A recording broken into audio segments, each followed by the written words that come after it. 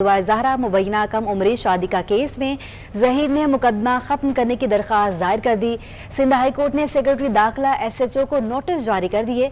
मेहदी अली काज़मी मुकदमे के तफ्तीशी अफसर को भी नोटिस जारी कर दिए। तफसीलात जानने के लिए बात करेंगे बिलाल अहमद से। जी बिलाल, अदालती कार्रवाई के हवाले से आगाह कीजिएगा। जी, दुआ ज़हरा के शौहर ज़हीर की जानिब से एक आईनी दरख्वास्त हाई कोर्ट में दायर की गई है और जिसमें मुकदमा खत्म करने की इस्तदा की गई है। दौरान समाअत उनके वकील अदालत में पेश हुए और अदालत को ये बताया कि दुआ ज़हरा ने कराची से लाहौर जाकर 17 अप्रैल को मर्जी से शादी की। इस सिलसिले में 18 अप्रैल को दुआ ज़हरा लाहौर के जुडिशल मजिस्ट्रेट के रूबरू पेश हुई और उनका 164 हुआ, जो अब तक वैलिड है और किसी भी अदालत ने उसे कलदम या उसको चैलेंज नहीं किया गया।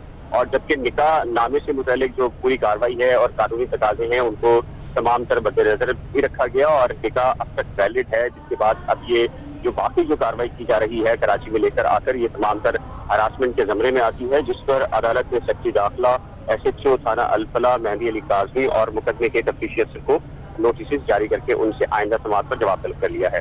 जी ठीक है बिलाल, आइंदा समाअत कब होगी? जी देखिए, अदालती जो अहकामात है, तहरीरी हुक्मनामा जब आएगा तो उसमें बाकायदा तौर के ऊपर तहरीर होगा। अब तक जो तारीख है वो तय नहीं की गई। जी ठीक है बिलाल, ये बताइएगा कि दरख्वास्त देने की ये जरूरत क्यों पेश आई है? जी देखिए, जो सुप्रीम कोर्ट ऑफ पाकिस्तान में भी लार्जर बेंच बनाया गया था और जस्टिस सजाद अली शाह ने भी अपनी ऑब्जर्वेशन में ये कहा था कि जो निकाह है वो वैलिड है। और इस सिलसिले में जो सिंध हाई कोर्ट का पहले जो 2 रुकनी बेंच था जिसकी सरबराही सिंध हाई कोर्ट के जज जस्टिस जुनैद गफ्फार कर रहे थे, उन्होंने जो दुआ का हल्फिया बयान लिया था और कलमा भी पढ़वाया था और उसमें दुआ ज़हरा ने ये बयान दिया था कि उसने अपनी मर्जी से शादी की है, जिसके बाद अदालत ने उसे ज़हीर के साथ जाने का हुक्म दे दिया था और कहा था कि दुआ जो भी अपनी मर्जी से फैसला करेगी वो होना चाहिए और इसलिए दुआ ने ये फैसला किया था कि वो ज़हीर के साथ जाना चाहती है। लेकिन फिर उसके बाद एक मेडिकल बोर्ड बना और उसमें दुआ ज़हरा की जो उम्र है वो मुतनाज़ा आई और उसके हवाले से मुतनाज़ा जो है वो खबरें भी आ चुकी हैं नए मेडिकल बोर्ड के हवाले से। तो उसके बाद फिर सिंध हाई कोर्ट ने दुआ ज़हरा और ज़हीर को कराची लेकर आने की हिदायत की थी। तो ये मामला है जो कि अब मजिस्ट्रेट से सिंध हाई कोर्ट से सुप्रीम कोर्ट और फिर दोबारा एक बार सिंध हाई कोर्ट में आ गया है।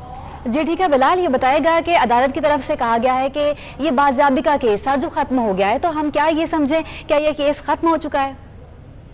जी देखिए, वो बैंक अकाउंट्स और जो शनाख्ती कार्ड की जो दरख्वास्त की बहाली से मुतालिक वो उसमें अदालत की ऑब्जर्वेशन ये आई है। चूंकि सिंध हाई कोर्ट के रूबरू जो मेहदी अली काज़मी ने दरख्वास्त दायर की थी कि दुआ ज़हरा को अगवा कर लिया गया है किसी गैंग की जानिब से और उसको आगे फरोख्त कर दिया जाएगा, तो अदालत ने इस खदशे के पेश नज़र जो ज़हीर और ज़हीर के तमाम तर जो फैमिली मेंबर्स हैं उनके बैंक अकाउंट्स और शनाख्ती कार्ड को ब्लॉक करने का हुक्म जारी कर दिया था। लेकिन उसके बाद चूंकि दुआ ज़हरा बाजियाब हो चुकी है तो आईनी तौर और कानूनी तौर के ऊपर अदालत ने ये ऑब्जर्व किया है कि चूंकि वो मकसद जिसकी बुनियाद पर बैंक अकाउंट्स और शनाख्ती कार्ड को ब्लॉक किया गया था वो पूरा हो चुका है, लिहाजा जो मुकदमा है वो अलग से चलता रहेगा। लेकिन अदालत ने जो शनाख्ती कार्ड और जो बैंक अकाउंट्स है उसको अब बहाल करने का हुक्म भी दिया है। इसके साथ ही जो वफाकी और सूबाई हुकूमतों की जो कानूनी टीम होती है उन्होंने भी ये कहा है कि चूंकि ये मकसद पूरा हुआ है, दुआ ज़हरा बाजियाब हो चुकी है, तो बैंक अकाउंट्स और जो शनाख्ती कार्ड हैं उनको मजीद मुंतमिद करने का कोई कानूनी नहीं बनता। जी ठीक है बिलाल, आपका बहुत शुक्रिया।